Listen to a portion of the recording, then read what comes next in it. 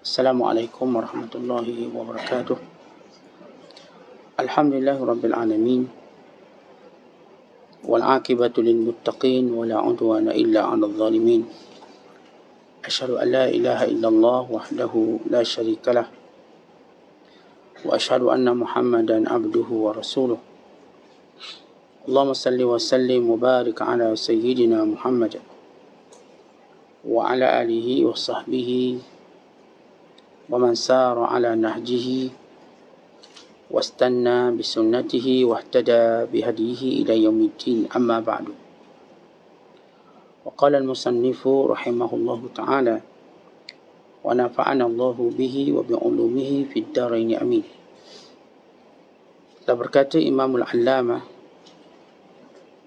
Syekh Abdul Qadir Al-Jilani, semoga Allah Ta'ala merahmatinya dan kita mendapat manfaat serta barakah ilmunya. Wahai gulam, cinta kepada Allah dan cinta kepada makhluk tidak akan berpadu pada hati seseorang. Allah Ta'ala telah berfirman, Ma ja'alallahu lirajulin min qalbayni fi jawfi. Allah tiada menjadikan pada diri seseorang itu dua hati dalam sanubarinya. Suratul Ahzab ayat keempat. Ingatlah bahawa dunia dan akhirat itu mustahil dapat berkumpul sama. Sama seperti Khalik dan makhluk juga tidak akan berkumpul di bila-bila masa pun. Oleh itu tinggalkanlah semua benda-benda yang binasa itu supaya engkau memperoleh benda-benda yang tidak binasa. Belanjakan dirimu dan hartamu sampai engkau dapat memperolehi syurga. Allah Ta'ala berfirman, Inna Allah ashtara minal mu'minina anfusahum wa amwalahum bi'anna lahumul jannah. Sesungguhnya Allah Ta'ala telah memberi dari kaum mukminin itu diri mereka dan harta mereka dengan memberikan mereka syurga. Surah Taubah ayat 111. Kemudian lengkapkan hatimu dengan sifat zuhud dari segala yang ada selain Allah sahaja sampai engkau berjaya duduk dekat dengan dia agar engkau menemaninya di dunia dan di akhirat. Wahai orang yang mencintai Allah Azza wa Jalla, ikutilah takdir Allah itu ke mana sahaja dia pergi. Dan sucikanlah hatimu yang menjadi tempat tinggal pendekatan kepada Allah Ta'ala itu. Bersihkanlah dia dari yang selain Allah. Kemudian duduk di pintunya dengan pedang tauhid, dengan penuh ikhlas dan benar. Jangan engkau cuba membukanya kepada siapa sahaja selain dia. Dan jangan sibukkan di tempat mana sahaja dari sudut hatimu itu dengan sesuatu yang selain dia. Wahai orang-orang yang suka main-main, padaku tiada apa pun yang boleh dipermainkan. Wahai orang-orang yang sukakan kulit, tiada padaku selain isi sahaja. Padaku ada ikhlas tanpa nifak. Padaku ada kebenaran tanpa dusta. Allah Azza wa Jalla mahukan taqwa dan ikhlas duduk di hati kamu. Dia tiada memandang kepada amalanmu yang zahir itu. Allah Ta'ala berfirman, Lan yanalallaha luhumuha wala dima'uha walakin yanaluhu taqwa minkum. Tidak akan sampai kepada Allah dagingnya, yakni korbannya, dan tiada darahnya pula. Akan tetapi yang sampai kepada Allah hanya takwa kamu. Suratul Hajj ayat 37. Wahai anak Adam, semua yang ada di dunia dan di akhirat adalah diadakan Allah Ta'ala buat kamu. Maka di mana adanya syukur kamu? Di mana adanya takwa kamu? Di mana pula isyarat kamu dan khidmat kamu? Jangan buat penat sahaja. Bila kamu membuat amalan yang tidak ada ruh padanya, amalan itu, bila mana kamu membuat amalan yang tidak ada ruh padanya, Amalan itu ada rohnya, iaitu ikhlas. Muslimin dan muslimat sedang penonton yang dirahmati Allah sekalian, antara nikmat yang paling besar ialah nikmat mencintai Allah. Dan nikmat diberikan cinta oleh Allah SWT.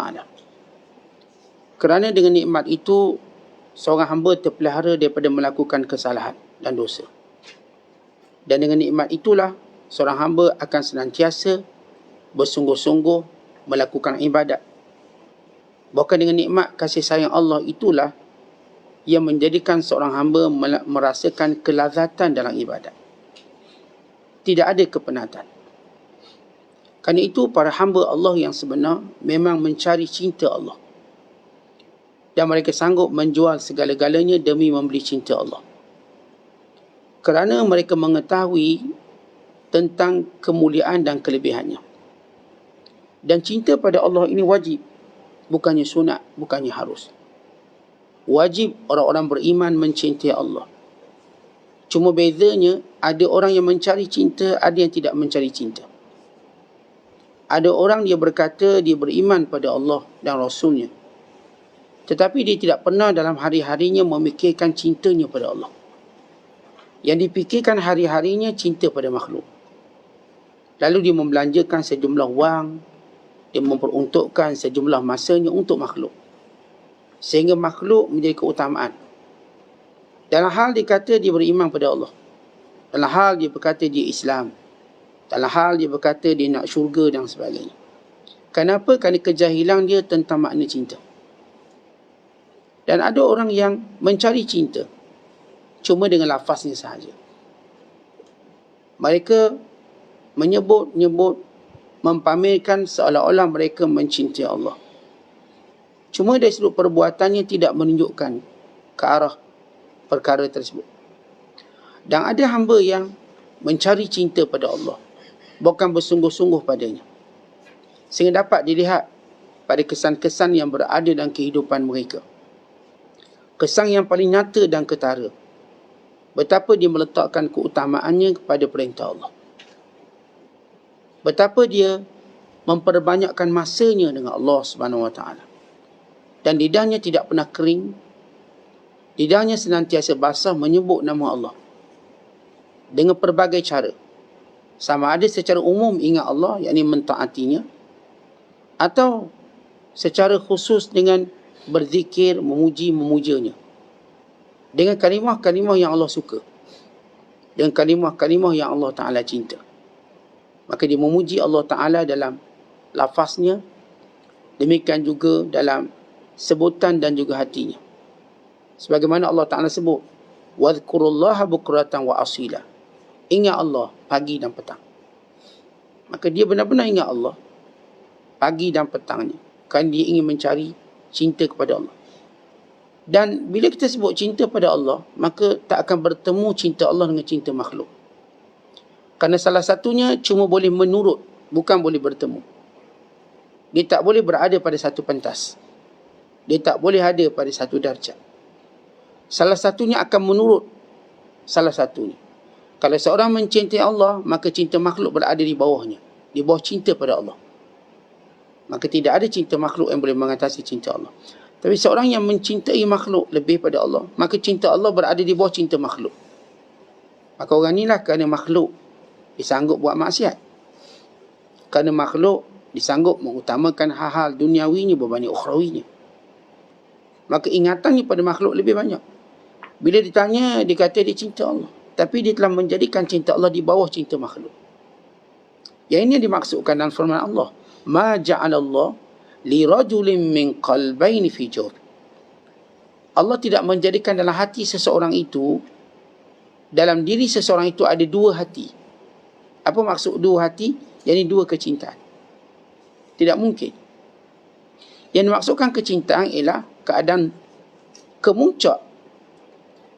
Keadaan cinta yang berada pada kemuncak sekali, sehingga kita sanggup delaykan semua benda. Kalau kita mencintai makhluk, lalu makhluk ni panggil kita, kita tinggalkan tempat tidur kita, kita tinggalkan kesibukan kita, kita tinggalkan segala temu janji kita dengan yang lain sebab ini yang kita cinta sekali. Sebab kita nampak untung di situ. Ada untung kita di situ. Mungkin untungnya dari sudut dekat ataupun jauh. Begitu namanya cinta. Maka bila nak tahu seorang cinta, lihat siapa yang dia akan pergi, dia akan cenderung. Sebab itu dalam bab hadanah, yakni penjagaan anak. Kadang-kadang penjagaan anak itu ditentukan dengan melihat anak tu dia nak pergi kat siapa. Dia letak anak di tengah, tengok dia nak pergi ke mak dia ke nak pergi ke ayah dia. Bila si anak ni cenderung pergi pada ayahnya, maka ayah itu ada hak hadanah.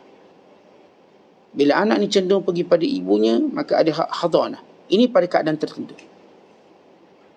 Begitu dinilaikan. Sama juga bila kita lihat dalam peristiwa Nabi Allah Sulaiman AS. Bila ada dua orang wanita, mereka pergi bekerja dan berkebun. Masing-masing membawa anak masing-masing. Tiba-tiba datang serigala membahas memakan salah seorang daripada anak tersebut. Lalu kedua wanita ini berebut. Wanita ini berkata, anak yang dimakan serigala itu anak kamu, bukan anak aku. Yang ini pula kata, anak kamu, bukan anak aku. Lalu mereka berebut dengan bayi yang masih tinggal. Masing-masing mendakwa ini bayinya. Sesudah seorang bayi telah dilarikan, dimakan oleh serigala. Lalu mereka bertemu dengan Nabi Allah Daud AS. Wanita ini yang pertama tua sikit, yang kedua wanita muda. Lalu Nabi Allah Daud bila mendengar bicara, percakapan zahir, hujah zahir, maka Nabi Daud memutuskan anak ini milik kepada perempuan yang lebih tua. Dalam perjalanan mereka keluar, mereka bertemu dengan Nabi Sulaiman AS. Nabi Sulaiman kata, apa cerita kamu berdua? Maka kata mereka, kami berbalas tentang ini anak siapa. Waktu mana kami bekerja, masing-masing buat anak. Salah seorang anak kami dilarikan, dibaham oleh serigala. Maka kami mendakwa bahawa anak yang tinggal itu anak kami. Lalu kata Sulaiman, biar aku tolong putuskan. Biar aku putuskan. Sini dalam sistem penghakiman Islam, walau mahkamah sudah diputuskan, boleh pergi pada mahkamah rayuan. Boleh buat apa yang disebut sebagai perbicaraan semula. Dibenarkan. Maka Sulaiman AS mempunyai cara yang unik dalam memutuskan anak ini milik siapa. Ini yang disebut oleh Allah. Fafahamna Sulaiman. Lalu kami jadikan Sulaiman faham isu itu. Kami jadikan Sulaiman faham tentang hukuman itu. Bagaimana nak buat. Lalu kata Sulaiman, bawakan kepadaku gergaji. Akan ku gergaji dua belah. Anak ni aku potong dua, ambil satu seorang. Dah gaduh sangat. Anak ni kita belah. Ambil yang si tua satu, si muda satu. Ketika itu, wanita muda kata, jangan, berikan pada dia. Jangan belah anak ini, berikan pada dia. Taulah Sulaiman, anak itu milik wanita muda. Sebab dia ada nilai cinta yang disanggup berkorban. Manakala si tua ni cuma diam. Salah biar mati belaka dua-dua senang. Di situ naluri cinta, supaya kita faham apa itu cinta. Bila dua orang memanggil kita, maka kita dapati siapa yang kita lebih cinta. Dua orang panggil kita. Maka ini naluri ini dibentuk. Dan naluri ini datang daripada kepahaman. Dan datang daripada taufik dan hidayah Allah Ta'ala. Maka akan ada dua panggilan dalam hidup kita. Panggilan Tuhan dan panggilan makhluk. Allah memanggil kita. Makhluk juga akan memanggil kita. Lalu ketika itu kita lihat hati kita ke mana. Kalau hati kita pada makhluk, tahulah kita bahawa orang ni, apa pun perintah Allah, dia boleh buang. Hanya kerana cintakan makhluk. Tapi kalau orang ni, Allah yang disambut panggilan, tahulah kita orang ni, walaupun makhluk panggil dia, dia takkan pedulikan. Dan ini bahasa mudah untuk memahami makna cinta pada Allah. Kerana itu cinta seumpama ini tak akan berkumpul. Cinta pada Allah, cinta pada makhluk. Tak berkumpul. Sebagainya kita sebut, salah satu cinta mesti berada di bawah. Cinta saya pada makhluk mesti berada di bawah cinta saya pada Allah. Kerana itu Allah berfirman dalam hadis kursi. Pada hari akhirat kelak. Ainal mutahabuna bi jalali. Siapakah dahulu yang dulu mereka ini bersahabat kerana aku? Mereka dahulu sayang menyayang kerana aku. Bukan kerana dia, kerana aku. Maka hari ini kamu datang, akan kupayungkan kamu dengan teduhanku. Menunjukkan bahawa seorang kena cinta Allah. Atas cinta Allah tu kita cinta makhluk. Bukan atas cinta makhluk kita cinta Allah. Kan itu disebut dalam hadis yang lain, warajulani tahaba fillahi istama'a alaihi wa tafarraqa alaihi. Dan dua lelaki ataupun dua perempuan yang bertemu kerana Allah dan berpisah kerana Allah. Maka pertemuan itu dibinanya kerana Allah. Dan andai kata dia berpisah, dibina atas asas kerana Allah. Oleh sebab itu kita nak memperoleh perkara yang paling utama dalam kehidupan orang beriman, cinta pada Allah. Kata Imam Ibn Rajab Al-Hambali, kemuncak ilmu tadi, kita mengaji banyak. Tafsir, hadis, fiqh, tasawuf. Kita mengaji faraid, kita belajar tajwid. Kita belajar ulum tafsir. Kita belajar adab, akhlak. Semua ilmu yang kita belajar. Semua tujuan ilmu ni apa dia? Ya, untuk menjadikan ilmu ni bermanfaat. Baik, manfaat pada besar apa dia? Kata Imam Ibn Rajab, fala ilmun nafi' ma'arafa al-'abda bi rabbih wa dallahu alayhi hatta arafa wa wahhadahu wa anisa bihi wastahya min qurbihi wa 'abadahu ka'annahu yarah. Kata Imam Ibn Rajab Al-Hambali rahmatullahi alaihi, ilmu yang benar-benar bermanfaat menjadikan seorang itu mengenali Allah. Dia boleh kenal Allah dan menunjukkannya kepada Allah. Sehingga dia kenal Allah dan dia mengesahkan Allah dan dia merasa gembira dengan Allah. Dia jinak dengan Allah. Tak apalah tak ada orang pun. Tak apalah tak ada makhluk pun. Kalaupun dia seorang, dia tenang dengan Allah. Anisabihi. Sebagaimana ungkapan dan ucapan doa kita yang Allah ajar dalam Quran, hasbi Allah wa ni'mal wakil. Cukup Allah je, cukup. Anisabihi wastahya min qurbihi, dan dia amat malu kepada Allah Subhanahu wa taala dan dia menyembah Allah seperti dia melihat Allah. Dia rasa dia macam melihat Allah. Maka ini tanda seorang yang benar-benar dapat ilmu bermanfaat. Jadi apa pun kita mengaji, kita belajar. Tak boleh jadikan kita cinta Allah dan melebihkan Allah, maka kita belum dapat ilmu bermanfaat. Bukan ilmu bermanfaat itu sekadar kita tahu lalu kita beramal. Itu sebahagian cabang manfaat. Tapi kemuncak manfaat itu, semua ilmu ini jadikan kita dekat dengan Allah. Tentu kalau kita cinta pasangan kita, rumah yang kita beli, kereta yang kita beli, duit yang kita cari, yang kita simpan, segala hiasan yang kita masukkan dalam rumah, semuanya ini untuk satu, cinta je. Dan kalau cinta itu putus, kita lihat rumah ni macam tak ada nilai. Kereta kita, duit kita tak ada nilai. Sebab kita hadirkan ini semua untuk dapat cinta tu. Kalau tidak, tak ada nilai. Maka sama juga ilmu. Kalaupun kita mengaji alim sah, dapat profesor, dapat itu ini, tapi kita masih tidak mencintai Allah, ilmu itu tak beri manfaat. Kita duk mengaji subuh, maghrib, tapi tak cinta Allah, masih lagi letak cinta makhluk. Maka orang ni dengan mudah akan melanggar perintah Allah. Akan mudah. Dan akan mudah menjadikan masa-masanya dengan Allah semakin berkurangan. Walau dia ni makin tua, bukan muda. Makin kurang masa dengan Allah. Makin dia dekat dengan makhluk. Padahal pada usia umpama ini, mujahadah untuk dekat dengan Allah. Oleh sebab itulah penekanan tentang bagaimana usaha kita untuk mendekatkan diri kepada Allah. Dan kita sih dapat menilai dalam diri kita melalui alamat-alamat yang Allah Ta'ala tunjuk.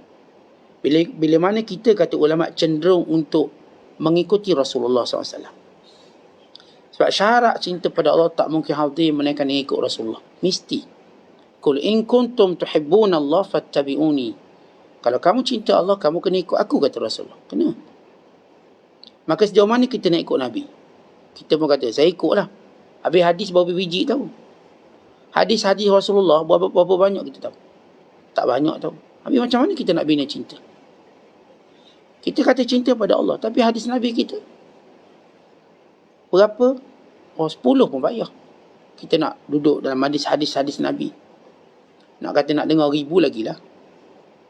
Jadi kita tuan-tuan cuma dakwa lah, dakwa. Sebab itu kita tak dapat cinta yang maksimum. Mungkin dapat sikit lah tempiasan. Bukan yang hakikat. Yang hakikatnya mesti kita ikut Nabi SAW.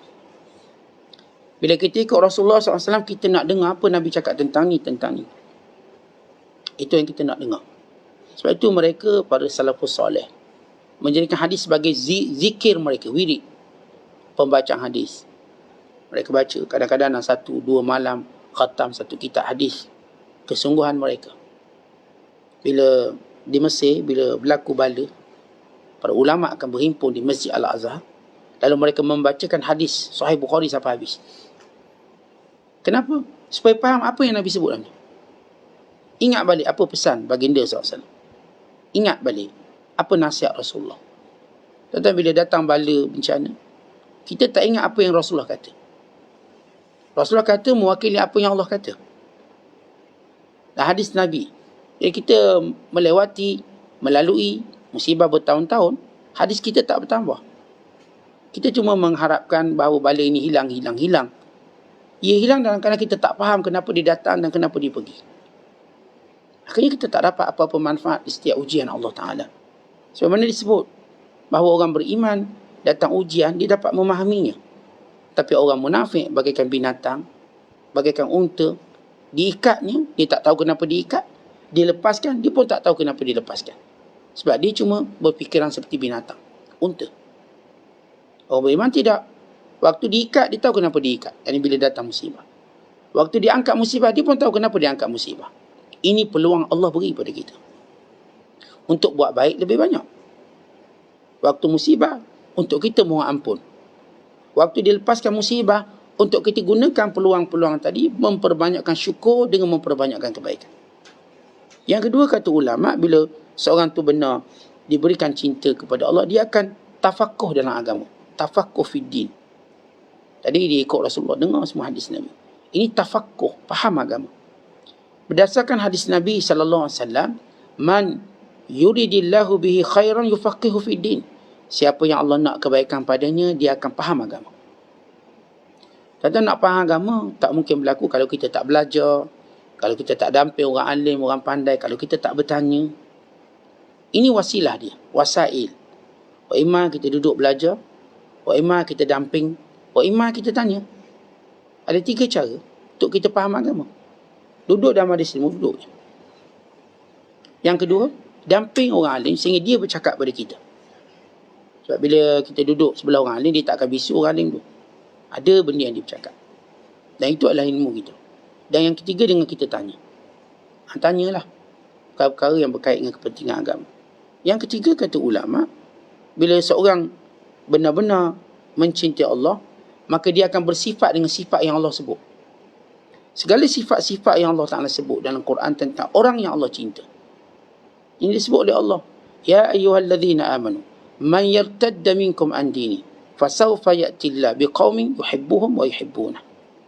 Wahai orang-orang beriman, siapa yang meninggalkan agama ini, Allah akan datangkan satu kaum yang Allah sayang dia dan mereka sayang Allah.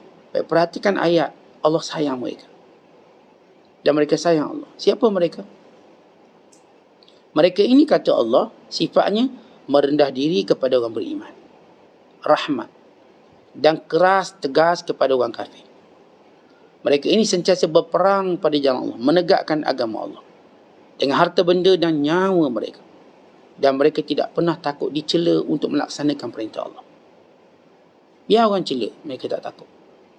Celaan tadi bagaikan angin yang lalu yang tidak memberi apa-apa manfaat, yang tidak memberi apa-apa kesan pada mereka. Dan yang keempat, kata ulama, ialah mereka yang bersungguh-sungguh dalam mentaati Allah sehingga perkara sunat menjadi seperti wajib. Orang inilah orang yang Allah sayang.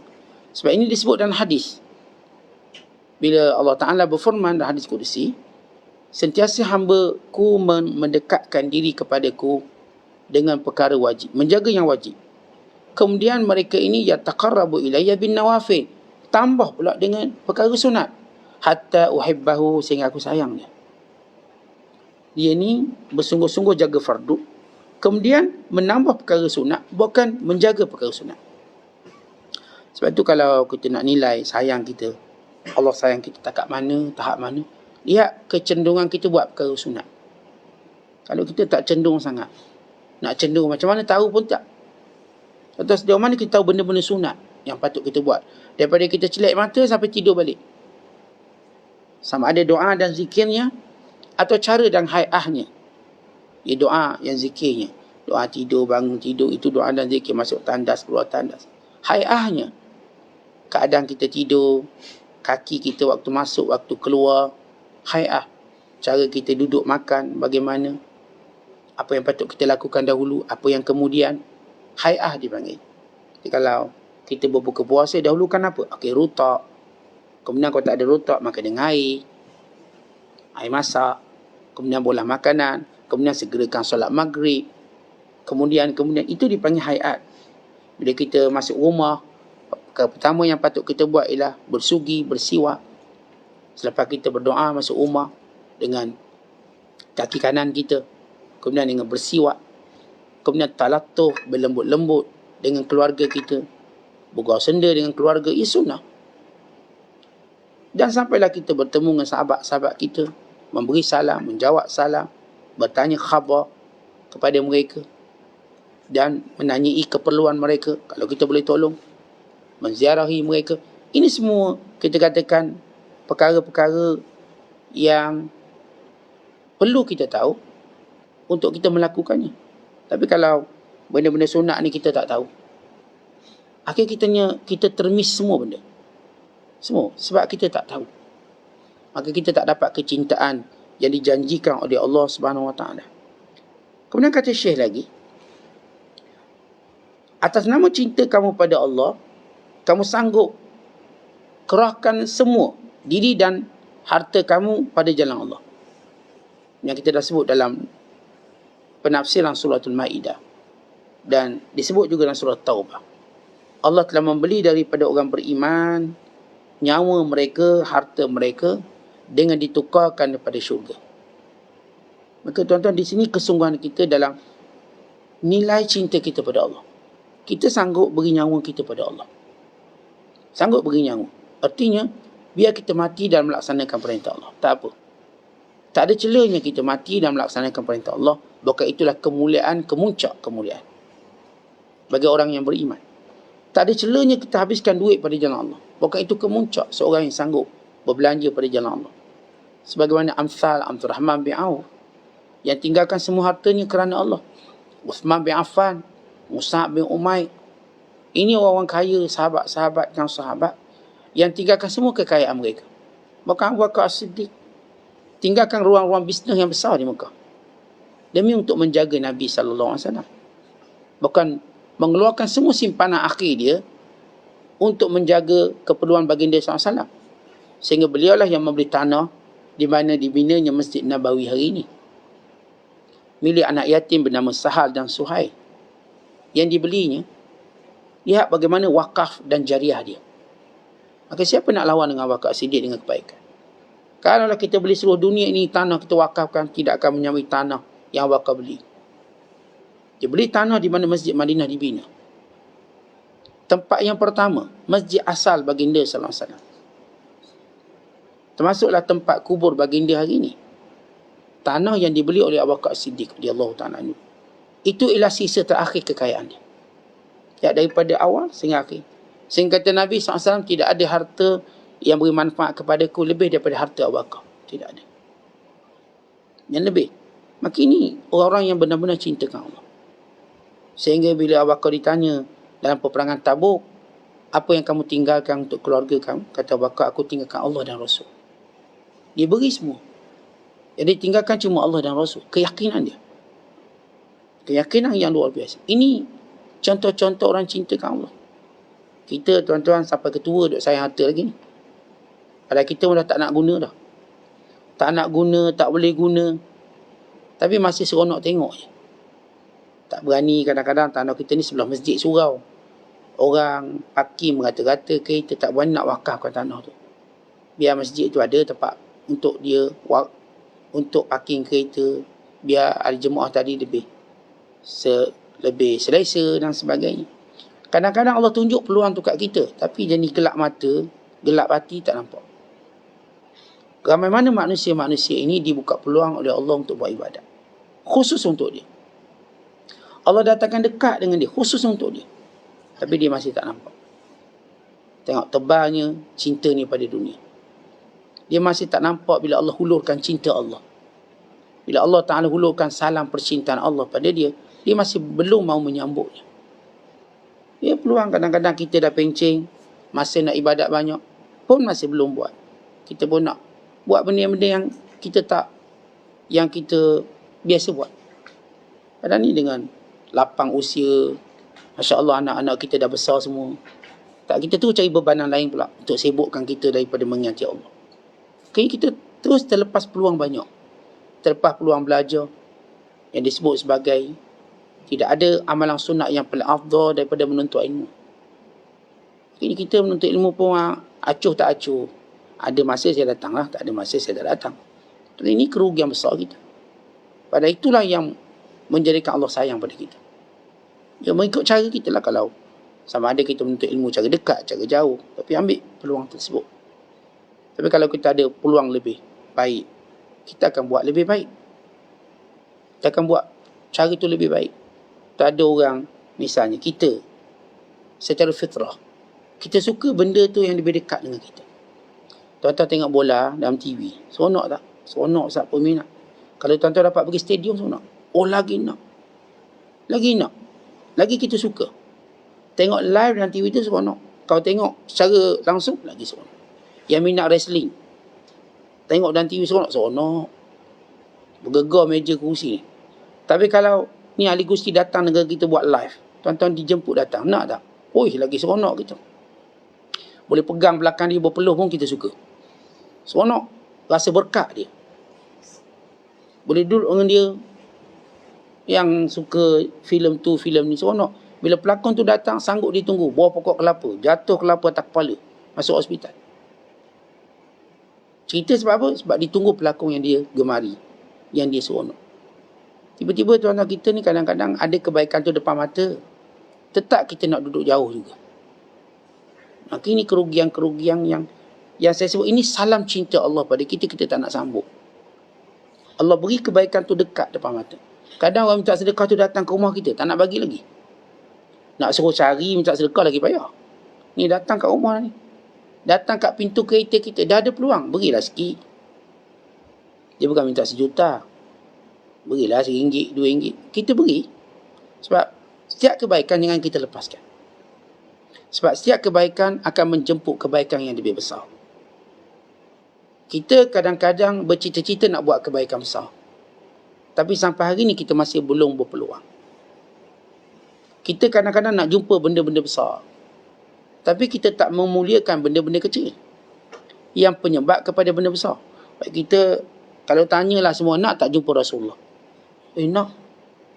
Nak hidup zaman Rasul? Nak. Tapi peluang kecil yang depan kamu, boleh hidup dengan ulama, boleh bertemu ulama, tak nak jumpa. Kesannya, sebab kita meremehkan yang kecil, yang besar kita pun tak dapat. Tapi orang yang memuliakan apa sahaja kebaikan walau sekecilnya, yang disebut oleh Nabi SAW, la tahqiranna minal ma'rufi syai'a. Jangan kamu memperkecilkan kebaikan, sebesar mana pun kebaikan. Akhirnya dengan kecil yang kita buat tadi, Allah beri yang besar. Itu cerita tentang orang yang bertemu Rasulullah. Kerana kebaikan kecil dia buat. Sebab dia tak lepaskan kebaikan, walau kecil dia buat. Kerana itu Allah muliakan dia untuk bertemu Rasulullah SAW, walau di alam mimpi. Kita kadang-kadang nak mimpi jumpa Nabi, beramal macam-macam ayat ni. Tapi ulama-ulama, orang alim sebelah kita pun kita tak nak muliakan dia. Lepas tu kata Imam Ghazali, orang yang kata cinta Rasulullah, tapi dia tak cinta ulama, dia bohong. Ini pembohong besar. Saya sayang Rasulullah ni, tapi ni lebay-lebay saya tak suka ni. Saya cuma sayang Nabi, dia pembohong. Kerana para ulama yang menjadikan orang kenal Rasulullah. Dan para ulama lah merupakan waris Nabi-Nabi. Dan di sisi mereka lah hadis-hadis Nabi. Di sisi mereka lah pengetahuan tentang Nabi SAW. Kalau kita kadang-kadang nak jumpa ulama tak nak jumpa Nabi je. Sebab itu kita tak dapat jumpa. Kenapa kita tak mulakan yang kecil? Sama juga saya sebut tentang amalan-amalan kecil. Derma RM1 tak nampak. Kita nak derma besar-besar. Jangan. Apa pun kebaikan sekecil mana ambil. Sebab dia akan tunjuk kepada kebaikan besar. Kecil je kita buat. Yang ni lah tuan-tuan, dia beri isyarat signboard kepada benda yang besar yang kita dapat akhirnya. Benda tu nampak kecil. Kadang-kadang kita rahmati orang miskin, anak yatim. Nampak kecil je. Anak yatim ni nak tunjukkan kita pada kemuncak kesenangan dunia. Kemuncak. Sebab itu jangan perkecilkan. Jangan saya cuma pilih yang besar-besar. Saya cuma pilih yang grand-grand. Tuan-tuan, apa pun yang Allah hulurkan pada kita, kebaikan, maka ambil. Walau sikit, walaupun kita rasa, saya kalau orang datang ketuk-ketuk pintu kereta ni tak apa nak bagi. Saya kalau datang rumah tak berapa nak bagi. Ia memang datang perasaan benci kita. Tapi ilmu kita kena ada. Seorang kalau datang dengan hajat, berilah walau sikit. Kalau tak dapat bagi, tolaklah dengan baik. Kalau tak boleh juga, memang tak boleh bagi Ustaz, tolaklah dengan baik. Tolak dengan baik, bukan dengan cara tengking, marah, jangan. Kadang-kadang ia datang sebagai ujian pada kita. Tiba-tiba hari itu jadi sombong. Kenapa hari ini sombong sangat? Rupa-rupanya kita sombong pada orang yang kecil tadi. Dia berlarutang sombong tu sampai bawa kepada sikap kita. Kadang-kadang kita rendah diri pada yang kecil ini. Dia bawa benda ni, sifat rendah diri ini sampailah pada perkara yang besar. Sebab itu hati-hati dengan kebaikan yang Allah hulur pada kita. Allah hulur ambil. Belajar dengan Nabi Allah Ayub AS. Bila mana dia sedang mandi, tiba-tiba jatuh belalang depan dia. Belalang emas. Dia mengambilnya.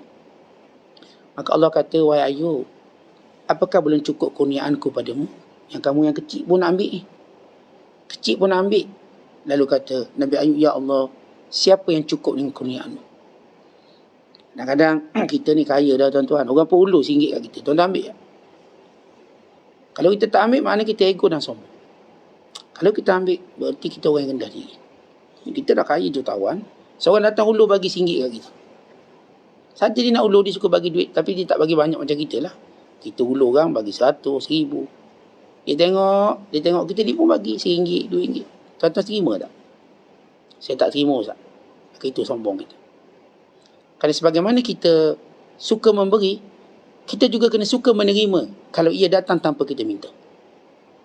Nabi SAW ialah makhluk Allah yang paling suka memberi. Tetapi Rasulullah juga suka menerima. Sebab itu sahabat beri pada Rasulullah. Nabi suka menerima. Tapi Nabi bukan minta. Tidak. Kerana semua sahabat nak dapat kemuliaan dengan beri pada Rasulullah SAW. Supaya mendapat doa baginda dan sebagainya. Bayangkan Rasulullah diberi kaki kambing pun dia ambil. Padahal Nabi tak berhajat sahabat-sahabat dia boleh bagi unta seekor. Kata Rasulullah, kalau orang ajak aku kaki kambing pun aku ambil. Aku terima jemputan. Kalau orang hadiah kaki kambing pun aku ambil. Kerana makruh kita menolak pemberian yang kita tak ada cita-cita. Maksudnya kita dah kaya, mana expect orang bagi duit kat kita. Kita selalu sangka kita bagi duit ke orang. Tiba orang nak bagi kat kita. Kalau kita tolak, kita melakukan perkara yang dibenci oleh Allah. Sebab itu Umar Al-Khattab, waktu mana ada, bila Rasulullah SAW beri dia sesuatu, lalu kata Umar, ya Rasulullah, berikan pada orang yang lebih berhak pada aku. Yang lebih berhak orang miskin ramai lagi, beri. Lalu kata Rasulullah pada Umar, wahai Umar, bila Allah datangkan rezeki kepada kamu, jangan tolak. Jangan kamu tolak. Dalam keadaan kamu bukan inginkan benda itu, tiba dia datang, maka jangan kamu tolak. Tetapi kalau sekiranya kamu boleh tolak bila kamu nak benda itu, boleh tolak. Bila kita tak ada cita-cita, tiba datang bagi, akhirnya nak mengajar kita rendah diri. Tawadhu'. Sebab itu jangan perkecilkan. Semua bentuk kebaikan dia datang dengan bukan macam kita nak, tapi macam Allah nak. Dan bila Allah nak beri kita kebaikan yang besar, dia akan berlawan dengan diri kita. Supaya kita dapat menundukkannya dengan perlahan-lahan dengan ilmu kita. Ini kebaikan tu bila Allah nak beri kebaikan besar, dia datang dengan gambaran kecil tapi dia besar. Lalu kita kalau menolaknya dengan nafsu kita tadi, kita rugi. Tapi kalau kita berjaya tundukkan nafsu kita untuk kita menerimanya, maka kita orang hebat. Nabi SAW satu ketika sedang baginda berjalan, seorang budak perempuan, budak kecil, dia pegang tangan Rasulullah. Dan bila dia pegang tangan Rasulullah, dia heret Nabi. Nabi mengikutinya. Tanpa Nabi merasa marah pada budak itu. Budak dia suka pegang tangan, bawa jalan. Nabi ikut. Dan hadis ini dirakamkan bagaimana sifat tawaduk Rasulullah. Ini budak pegang tangan heret. Kita kan dah datuk-datuk pegang tangan lempang gitu ni. Dengan kena pula tak kenal. Tapi lihat Rasulullah, Allah uji dia dengan benda kecil. Seorang budak yang pegang tangan baginda lalu mengheret dia. Bawa jalan, pimpin jalan. Dan Rasulullah mengikutinya. Sehingga dirakam sebagai salah satu akhlak hebat Rasulullah. Lepas tu saya kata kadang-kadang Allah nak datangkan kebaikan yang impaknya besar dengan cara yang kecil. Sebab itu kita selalu ceritakan kisah perempuan bagi minum anjing. Kecil, impaknya besar. Impaknya sampai kita cerita sampai hari ini. Padahal cerita tadi mungkin ratusan tahun, ribuan tahun daripada pengetahuan baginda sallallahu alaihi wasallam.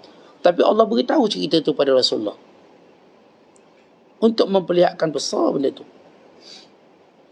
Ada seorang wanita, dia cuma tahu di mana kubur Nabi Allah Yusuf. Itu dia tahu. Pengetahuan tentang kebaikan tadi, impaknya cukup besar. Bila Nabi Allah Musa nak keluar daripada bumi Mesir, bila mengetahui Fir'aun hendak membunuhnya dan membunuh Bani Israel, atas perintah Allah, Musa AS keluar. Bila nak keluar, tak jumpa jalan keluar. Bayangkan Bani Israel ditindas begitu lama, tak dibenarkan keluar negara, hampir mereka tak kenal mana jalan keluar. Yang tahu jalan keluar Musa, kerana Musa pernah keluar. Ketika mana baginda lari dalam peristiwa pembunuhan seorang pengawal Fir'aun yang cuba menzalimi salah seorang Bani Israel. Maka Musa AS lari ke Madian. Lari ke tempat Nabi Allah Shu'aib AS. Tapi Musa sini tak jumpa jalan. Yang Bani Israel ini memang tak pernah keluar lah, kena tindas puluhan tahun, bahkan ratusan tahun semenjak Nabi Yusuf meninggal, sehinggalah Allah bangkitkan Nabi Musa, tempohnya 400 tahun. Selama itu mereka tak dibenarkan keluar. Kita 2 tahun tak keluar pun macam tak kenal dah rumah mak gitu. Mana tak ingat jalan Ustaz. Baru 2 tahun tak boleh keluar. Yang curi-curi keluar tu dia tahulah. Memang jujur ni, tak keluar. Kalau orang okey sekarang pergi keluar, Allah tak kenal Ustaz, lalu jalan mana tak ingat dah. Tak ingat nak cop pasport macam mana, tak tahu dah. Pergi airport dah tak erti dah. Mungkin. Jadi kata ulama-ulama Bani Israel, wahai Musa, kita telah berjanji, kita telah mengambil perjanjian. Sewaktu Nabi Yusuf berkata, kalau kamu nak tinggalkan Mesir, bawa aku sekali. Sebelum Nabi Yusuf wafat, dia ada sebut. Sebab dia dapat mengetahui melalui tanda-tanda bahawa orang-orang Mesir tidak sukakan kepada keluarga Nabi Yusuf AS. Akhirnya Nabi Allah Musa kata, baik, siapa yang tahu kuburnya? Ada seorang perempuan tua. Maka Musa pergi. Perempuan itu cuma ada maklumat tentang di mana kubur Yusuf. Lalu kata Nabi Musa, mana kubur Yusuf? Lalu kata perempuan, aku tak akan beritahu melainkan satu syarat. Apa dia? Syaratnya aku bersama kamu dalam syurga. Bayangkan diminta bersama dalam syurga. Allah beri dia satu kecil kebaikan dia. Dia tahu di mana kubur Yusuf. Dia tahu kat mana. Dan dia pun warisi benda tu berketurunan. Sebab ya ratusan tahun. Maka dia kata, baik, kubur Nabi Yusuf di sini. Kamu buat macam ni. Siram air dahulu biar tanah lembut. Kemudian bawa gali. Akhirnya mereka jumpa jenazah Nabi Allah Yusuf AS. Lalu mereka membawanya keluar daripada Mesir. Wanita ini dapat doa untuk bersama Musa dalam syurga. Itu kita sebut kebaikan kecil. Kebaikan-kebaikan kecil yang Allah berikan pada kita, inilah salam cinta Allah pada kita. Jangan tolak. Jangan seorang pun kalangan kita kalau Allah beri peluang untuk buat baik, walaupun sekadar nak basuh tangan kawan dia, tolong basuh tangan kawan, jangan tolak untuk buat. Kalau peluang tu ada. Walaupun sekadar kita tolong letakkan nasi atas pinggang dia, walau sekadar kita hulurkan lauk pauk pada dia, itu kebaikan kecil. yang mungkin merupakan salam cinta Allah pada kita, yang menjadikan Allah cinta kita. Kemudian kata Syekh Abdul Qadir, lengkapkan cinta kamu pada Allah dengan zuhud daripada segala perkara selain Allah. Di sini Syekh menekankan tentang makna zuhud. Zuhud itu ialah ingatan mereka kepada Allah dengan melupakan yang lain, mengutamakan. Ya, kita tahu zuhud, dalam maksud zuhud ini melihat dunia tadi dengan tidak kekal. Itu an-nazar ila dunia bi'aini zawal, tengok dunia dengan mengetahui dia akan binasa. Dan dalam definisi zuhud juga menjadikan apa yang berada di tangan Allah lebih kita yakin daripada apa yang berada di tangan kita. Yang ada di tangan kita banyak, ribu juta, kita pun dah beli insurans itu dan ini, tapi kita lebih yakin apa yang Allah sediakan untuk kita. Walaupun kita dah buat semua, siapkan semua prasarana untuk kita, untuk keluarga kita, namun yang kita lebih yakin apa yang ada di sisi Allah. Saat kita ni ikhtiar je Ustaz, tapi apa pun di sisi Allah. Kita duk berubat macam-macam, yang kita lebih yakin kesembuhan di sisi Allah berbanding ubat-ubat yang kita ambil. Ya, kita ikhtiar lah ubat hospital, tapi ini bukan keyakinan kita, ini ikhtiar kita. Kita kumpul duit, kita beli aset untuk kita, anak-anak kita, ini bukan keyakinan kita, ini ikhtiar kita. Keyakinan kita tetap pada Allah. Allah yang jaga anak-anak saya, keturunan saya, diri saya. Baik, itulah makna zuhud. Meyakini apa yang berada di tangan Allah lebih daripada apa yang berada di tangan kita. Meyakini apa yang Allah putuskan daripada apa yang kita rancangkan. Kita rancanglah comel mana pun, kita akan kata, ya, kita akan kata perancangan Allah lebih baik. Apa yang Allah kehendaki, Ustaz, lebih baik daripada apa yang saya rancang. Saya memang rancang begini. Detail rancangan. Berdasarkan ilmu dan pengetahuan, berdasarkan pengalaman dan berdasarkan tanya pada orang-orang yang mahir dalam bidang ini. Namun saya tetap yakin, sehebat mana pun perancangan, sehebat mana pun penelitian saya, apa yang Allah berikan itu lebih baik. Walaupun kita dah umum ni, bakal calon menantu kita, syarat menantu kita, bla bla bla bla ni, kita dah umum. Tiba-tiba anak kita ni nak kawan lain. Tengok syarat tu tak ada macam kita nak. Dah kita dah ikhtiar macam-macam ni, biar anak kita dapat calon baik. Tiba-tiba anak kita cenderung sekian-sekian. Kita yakin pilihan Allah tu lebih baik. Walaupun kita atas kata nampak macam cantik je kita punya ni, yang anak kita pergi tak nampak, kita rasa macam tak ada masa depan, yakinlah, bagaimana dia mengikut perintah Allah, maka dia akan jadi baik. Dia akan berpotensi. Kita nak kalau boleh anak kita tu kahwin dengan orang kaya, tapi tak nak bagi kepada orang tak kaya. Padahal mungkin orang tak kaya ni boleh jadi kaya, yang kaya boleh jadi miskin. Kita tahu percaturan itu boleh berlaku pada sesiapa. Kita dengar seorang yang jutawan dalam satu waktu, kemudian menjadi asnaf dalam waktu yang lain. Kita dengar bilioner yang duduk di agang, rumah agang, kemudian berpindah ke penjara dalam satu detik saja atau satu malam saja. Kita dengar orang yang begitu, jadinya begini. Maka semuanya ini mengisahkan kita. Jadi ingat bila kita sebut zuhud pada Allah, yakin apa yang Allah rancang, apa yang Allah takdir lebih daripada apa yang kita rancangkan. Kemudian kata Syekh, wahai orang cinta Allah, terimalah segala takdir Allah kat mana pun kamu. Kerana di antara buah, di antara kita katakan hasil daripada cinta Allah, dia akan menerima segala takdir Allah. At-taslim war-ridha biqada'illah. Terima dan redha dengan segala kehendak Allah Subhanahu Wa Taala. Ini buah daripada makrifatullah dan buah daripada cinta Allah. Bahkan kata Syekh, bersihkan hatimu. Artinya bersihlah wasangkamu dari Allah. Sebab tanda seorang cinta Allah, wasangkanya pada Allah makin baik. Sebab Allah itu bijaksana, Allah itu maha penyayang, Allah itu maha kurnia, Allah itu maha pemurah. Bagaimana kita boleh wasangka buruk pada orang yang pernah pemurah dengan kita? Kita kenal fulan bin fulan, dia memang pemurah dengan kita lah, makan minum dia bagi, duit dia bagi. Tiba-tiba kerana keadaan tertentu kita pun wasangka buruk. Mana kebaikan dia puluhan tahun yang pernah kita dapat? Takkanlah seteruk itu cara kita berfikir.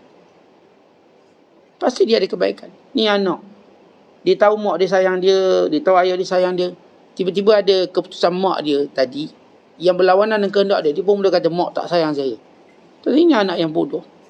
Tidakkah dilihat puluhan tahun mak dia membuktikan sayang pada dia, daripada mengandungkan dia sampai melahirkan dia. Cuma pada satu tindakan yang tak sama dengan dia, dia pun kata mak tak sayang dia. Padahal mak dia tengok sesuatu yang lebih daripada apa yang dia tengok, kerana pengalaman mak dia. Kalau kita bagi analogi macam tu, kita boleh faham. Jangan wasangkan buruk pada orang yang pernah membuktikan cinta pada kita. Apatah lagi Allah. Allah dah beri segalanya daripada kita hidup, nikmat itu dan ini. Tiba-tiba adalah satu takdir kita tak suka. Kita pun kata Allah tak sayang saya. Fa amma idza mabtalahu faqadara alaihi rizqah fayaqulu rabbi ahanan. Manusia ni bila diuji sikit, rezeki pun mula sikit, lalu dia kata Allah hina saya. Dan apakah semudah itu Allah nak hina kita, sedangkan Allah sayang kita?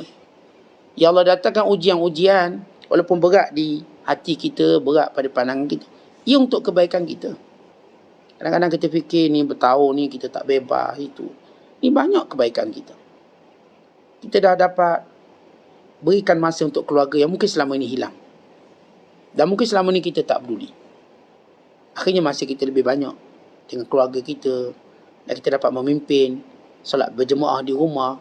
Bahkan kita dapat memantau kuliah-kuliah diikuti oleh isteri dan anak-anak kita. Kita dapat tengok kerenah anak kita, subuh lambat, semua nampak. Tidak kita pergi solat subuh, anak tak ke mana. Hari ni kita boleh nampak anak-anak yang payah bangun. Kita mula nampak bebanan isteri kita yang buat itu dan ini. Dan isteri juga mula nampak, oh punya suami ni terbeban dengan kerja yang banyak. Dia tengok suami kerja daripada rumah, susahnya suami itu dan ini. Masing-masing akan saling faham memahami. Bila kita melihat dengan hikmah dan juga kebijaksanaan yang Allah tentukan pada kita. Kemudian kata Syekh, jaga tauhid kamu. Ia umpama pedang, senjata, untuk menumpaskan segala syubhat, segala keraguan-keraguan yang cuba dihujani kepada kamu. Tauhid yang benar. Kemudian kata Syekh, jangan suka main-main. Jangan benda-benda agama kita nak main-main. Sebab di sisi aku tak ada istilah main-main. Bila beragama, serius. Para sahabat Rasulullah, mereka ini orang yang suka bergurau lawak. Bukan mereka sambil baling-baling kulit tembikai sesama mereka. Tetapi bila datang satu urusan penting, mereka ialah lelaki yang sebenar. Humur rijal. Mereka lelaki sebenar. Bila masuk saja waktu solat, mereka mula tidak mengenali sesiapa pun melainkan Allah. Mereka mula serius dalam sah mereka. Mereka bila berada saja di rumah Allah, mereka mula serius waktu menunggu ibadat. Mereka tidak bercakap sesama mereka, kerana kesibukan mereka untuk ingat Allah. Jadi, di sini kita belajar daripada para sahabat dan juga para ulama kita. Kemudian kata Syekh, jangan kamu duk cerita tentang kulit-kulit kamu. Yang penting bagiku isi. Maksudnya, jangan menjadi nifak dengan menzahirkan kebaikan cuma bersifat luaran, tapi kosong daripada keikhlasan. Nilai sebenar suatu ibadat itu ikhlas pada Allah. Bukan kita korban. Lembu tu tak sampai ke Allah, daging tu tak sampai ke Allah, darah tu tak sampai pada Allah, tetapi takwa. Sebab kita korban tadi kerana Allah, maka korban itu diangkat di sisi Allah. Maka semua ibadat kita sama. Semua benda-benda yang kita lakukan, bila ikhlas kepada Allah, maka dia akan naik. Maka ikhlas adalah roh kepada segala ibadat. Sebab itu tuan-tuan, sebagaimana kita jaga rukun, jaga syarat, jagalah ikhlas kita. Sebagaimana kita belajar untuk kenali rukun, kita kenali syarat sah sesuatu ibadat, belajarlah tentang ikhlas. Bersungguh-sungguhlah. Sebagaimana tuan-tuan duk lafaz niat berpuluh kali untuk memastikan niat tu hadir, maka demikian perkara yang sama kita patut buat. Pastikan siap harakat, siap pergerakan dalam ibadat, sudah hadir keikhlasan pada kita.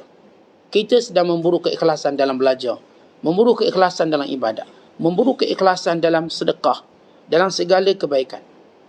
Jangan lupa ikhlas itu dalam setiap perbuatan kita. Ia merupakan rukun yang paling utama, lebih daripada rukun-rukun yang bersifat zahir. Rukun paling utama bagi setiap perkara yang kita lakukan, kerana itulah nilai dan itulah rohnya, dan itulah kebaikan yang diangkat di sisi Allah Ta'ala. Wallahu a'lam bissawab. Assalamualaikum warahmatullahi wabarakatuh.